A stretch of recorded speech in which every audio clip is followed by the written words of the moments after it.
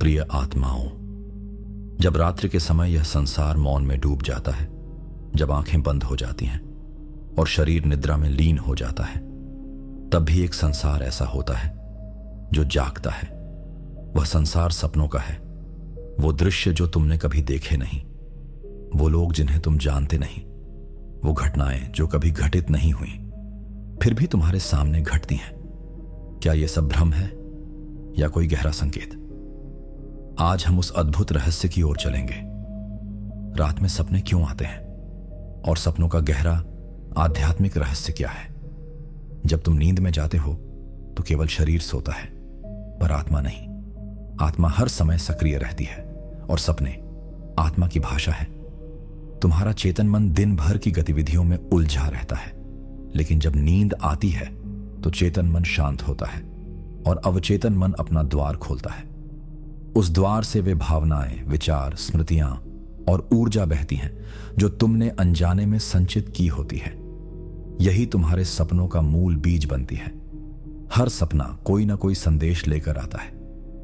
कुछ सपने केवल मानसिक हलचल के प्रतिबिंब होते हैं, दिन भर की घटनाओं का दोहराव।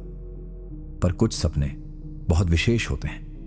वे तुम्हारे भीतर से उठते हैं, तुम्हारे ही आत्मिक विकास की दिशा दिखाने के लिए। कभी वे तुम्हें डराते हैं तो कभी प्रेरित करते हैं, पर हर सपना यदि ध्यान से देखा जाए तो वह तुम्हारी चेतना के एक स्तर को प्रकट करता है। कई बार सपनों में हम उन लोगों को देखते हैं जो अब इस संसार में नहीं हैं या जिनसे हमारा संबंध गहरा होता है। ऐसे सपने संकेत होते हैं कि हमारा सूक्ष्म शरीर उन आत्माओं के स्पंदनों से जुड़ रहा है। ईश्वर भी कभी कभी इसी माध्यम से संवाद करता है, क्योंकि दिन के कोलाहल में हम उसकी आवाज सुन नहीं पाते। रात्रि के मौन में, स्वप्न अवस्था में वह हमारी आत्मा से कुछ कहना चाहता है, पर उस भाषा को समझना हर किसी के लिए सहज नहीं होता। उसके लिए ध्यान, मौन और निरीक्षण आवश्यक है। बुरे सपने अक्सर डराते हैं। हम जागते हैं घबराए हुए, पसीने से भीगे हुए, पर समझो, बुरा सपना हमेशा बुरा नहीं होता। कभी कभी वह तुम्हारे भीतर के असंतुलन, दबे हुए भय या कर्मों का संकेत होता है। वो तुम्हें चेतावनी दे रहा होता है कि जीवन में कहीं कुछ ठीक नहीं चल रहा। अगर तुम उसे नकार दोगे तो अवसर खो दोगे, लेकिन यदि तुम उस पर ध्यान दो और आत्मनिरीक्षण करो तो वह तुम्हारा रक्षक बन सकता है। कुछ सपने भविष्य की झलक भी दे जाते हैं। उन्हें भविष्यवाणी वाले स्वप्न कहा गया है। ऐसे स्वप्न बहुत दुर्लभ होते हैं और केवल तब आते हैं जब आत्मा विशुद्ध होती है और मन शांत होता है। इस अवस्था में चेतना समय के परे देख सकती है। कभी यह इशारा होता है किसी आने वाली घटना का, तो कभी किसी व्यक्ति विशेष से जुड़ी ऊर्जा का पूर्वाभास। यदि ऐसा सपना बार बार आए तो उसे लिखो, सोचो और भीतर से उत्तर मांगो, क्योंकि वह सिर्फ चेतावनी नहीं, एक दिशा भी हो सकती है।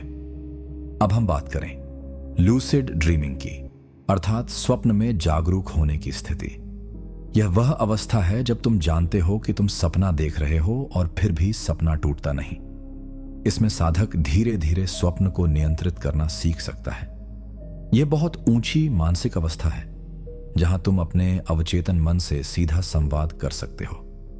लूसिड ड्रीमिंग केवल खेल नहीं बल्कि एक साधना है जो ध्यान और आत्मनियंत्रण से धीरे धीरे विकसित होती है।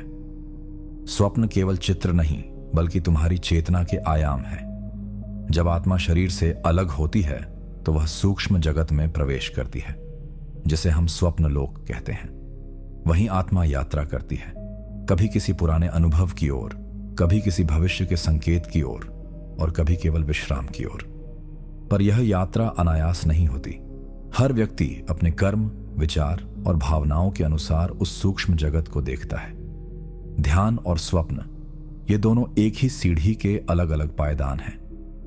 ध्यान में चेतना भीतर जाती है और स्वप्न में चेतना ऊपर की ओर फैलती है। ध्यान के अभ्यास से सपनों की स्पष्टता बढ़ने लगती है। तुम देख पाते हो कि कौन सा सपना महत्वपूर्ण है, कौन सा केवल मन की उलझन है। कुछ साधक ऐसे होते हैं जो सपनों में समाधि की झलक भी पा लेते हैं, जहां वे ईश्वर का स्पर्श अनुभव करते हैं या दिव्य गुरुओं से संवाद करते हैं। प्रिय साधकों, अगर तुम चाहते हो कि सपने तुम्हारे लिए दिशा बने, तो उन्हें याद करना शुरू करो। हर सुबह जागकर एक डायरी में लिखो, क्या देखा, क्या महसूस किया। फिर दिन भर उसे लेकर मनन करो। धीरे धीरे तुम्हारा अवचेतन मन तुमसे खुलकर बात करने लगेगा और तुम उन रहस्यों को जान पाओगे जो केवल जागृत अवस्था में नहीं मिलते।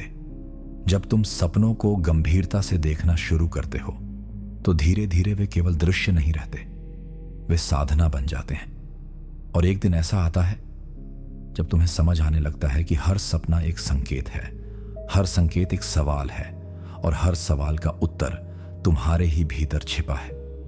यही वह क्षण होता है जहां सपना एक साधक का औजार बनता है, अपने ही भीतर उतरने का, अपने ही जीवन को समझने का। आत्मा के लिए नींद मृत्यु की एक छोटी सी झलक है और सपना उस अवस्था की एक खिड़की है। जब शरीर और इंद्रियां पूर्ण रूप से शांत हो जाते हैं तब आत्मा मुक्त होती है। वो जाती है उन स्थलों पर जहां समय नहीं होता, जहां भूत और भविष्य एक साथ उपस्थित होते हैं। वो मिलती है उन आत्माओं से जो उसे मार्गदर्शन देना चाहती हैं या जिनसे उसका कोई कर्म बंधा होता है। परंतु केवल वही आत्मा इन संदेशों को सही ढंग से देख और समझ सकती है जिसने दिन के समय अपने चित्त को शुद्ध किया हो। अगर दिन भर मन अस्थिर रहा, आलस्य और अशुद्धता से भरा रहा, तो रात्रि में जो सपना आएगा वो केवल वही झूठी छवियां लेकर आएगा, भ्रम, भय और बेमतलब बातें। लेकिन जो साधक दिन भर मौन का अभ्यास करता है, जिसका जीवन संयमित है, जिसने अपनी वासनाओं पर कुछ हद तक नियंत्रण पाया है, उसे रात्रि में ऐसे दिव्य स्वप्न मिलते हैं जो भविष्य के संकेत नहीं बल्कि ब्रह्म की ओर बुलावा होते हैं। तुमने कभी अनुभव किया है सपनों में उड़ते हुए महसूस करना, या किसी बहुत ऊंची जगह से नीचे गिरना, या बिना शरीर के केवल चेतना की तरह बहते जाना? ये सब संकेत हैं कि तुम्हारा सूक्ष्म शरीर, जिसे योग में अंतःकरण कहा गया है, अपने वास्तविक रूप में सक्रिय हो रहा है। ये सपने शरीर नहीं बल्कि आत्मा के अनुभव हैं। और जब तुम इन्हें पहचानना सीख जाते हो तब तुम केवल देखने वाले नहीं रह जाते, तब तुम देख रहे होते हो अपने ही भीतर की चेतना को। अब प्रश्न आता है, क्या हम सपनों को नियंत्रित कर सकते हैं? क्या हम जानबूझकर किसी विशेष व्यक्ति या स्थल का दर्शन कर सकते हैं? उत्तर है हां, पर उसके लिए मन को इतना शांत करना होगा कि वह दिन के समय भी एक स्वप्न बन जाए। तब जब रात आएगी तो तुम सपनों के दर्शक नहीं रहोगे, तुम निर्देशक बन जाओगे। तुम जहां चाहो वहां जा सकोगे, जिस आत्मा को बुलाना चाहो वह उपस्थित हो सकेगी, जिस प्रश्न का उत्तर ढूंढना चाहो वह उत्तर प्रकट हो सकेगा। इस प्रक्रिया को स्वप्न योग कहा गया है। यह कोई कल्पना नहीं बल्कि तिब्बती योगियों और हिंदू ऋषियों की तपस्या से निकली सिद्ध विद्या है। वे अपनी नींद को एक प्रयोगशाला की तरह प्रयोग में लाते थे, जहां वे आत्मा के सूक्ष्म रहस्यों को समझते थे और उन्हें जागृत अवस्था में लागू करते थे। यह कोई सामान्य व्यक्ति नहीं कर सकता, लेकिन जो इस मार्ग पर चलना शुरू करता है उसे धीरे धीरे वह शक्ति मिलने लगती है जो इंद्रियों से परे है परंतु पूर्णतः वास्तविक है। आखिरी में यह जानना आवश्यक है कि हर सपना केवल जानने के लिए नहीं बल्कि रूपांतरित होने के लिए होता है। सपनों का उद्देश्य है तुम्हें स्वयं से मिलाना, तुम्हें यह याद दिलाना कि तुम केवल एक देह नहीं बल्कि एक अनंत ऊर्जा हो जो इस धरती पर कुछ विशेष सीखने, कुछ विशेष देने और कुछ विशेष पूर्ण करने के लिए आई है। हर सपना एक दर्पण है जो तुम्हें दिखाता है कि तुम अभी कहां हो और तुम्हें कहां जाना है। सपने, प्रिय आत्मा, सिर्फ रात की कहानी नहीं होते। कभी कभी वे उन प्रश्नों का उत्तर होते हैं जो तुमने वर्षों से भीतर दबा रखे होते हैं। कभी वो तुम्हारे गहरे भावों की परछाइयां बनकर आते हैं और कभी वे एक ऊंची चेतना से उतरकर तुम्हें स्पर्श करते हैं। पर बहुत बार तुम जागने के बाद भूल जाते हो कि क्या देखा था। ऐसा इसलिए होता है क्योंकि जागते ही तुम्हारा चेतन मन फिर से इस जगत के रंगमंच पर लौट आता है और वो स्वप्न जो आत्मा ने रात्रि में जिया था धुंधली स्मृति बनकर खो जाते हैं। पर क्या हो अगर तुम हर सुबह बिना कुछ बोले शांत बैठ जाओ और केवल एक प्रश्न अपने मन से पूछो, आज रात मेरी आत्मा कहां गई थी?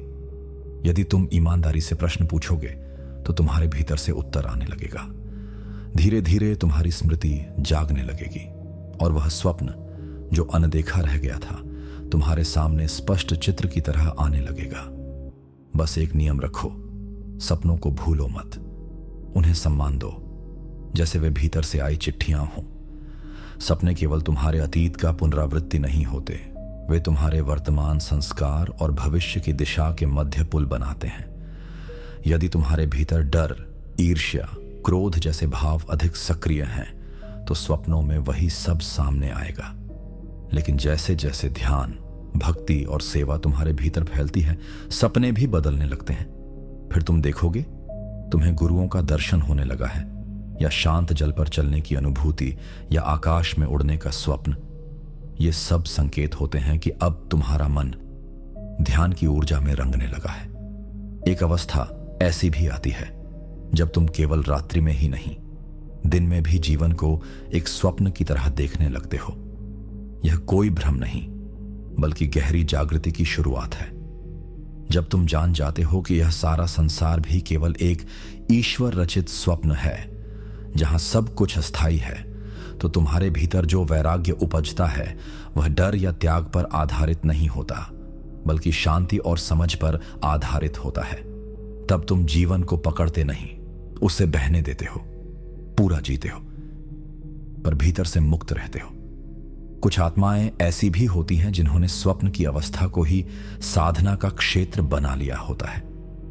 वे जानती हैं कि उनके कुछ स्वप्न केवल उनके लिए नहीं, बल्कि दूसरों के लिए संदेश होते हैं।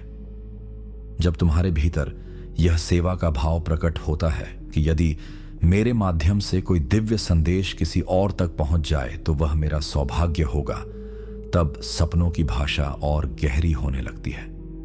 फिर वे केवल तुम्हें नहीं, बल्कि तुम्हारे माध्यम से संसार को स्पर्श करने लगते हैं। इसलिए प्रिय आत्मा, रात्रि जब अगली बार तुम्हारे द्वार पर आए तो केवल शरीर को मत सुलाओ, अपने भीतर के द्वार खोल दो और उस चेतना को आमंत्रित करो जो तुमसे संवाद करना चाहती है। स्वप्न को साधना बनाओ और साधना को स्वप्न से जोड़ो। फिर देखना, एक दिन तुम स्वयं को स्वप्न में नहीं, बल्कि स्वयं प्रभु के सम्मुख खड़ा पाओगे। ओम शांति, ओम अनुभव, ओम चेतना।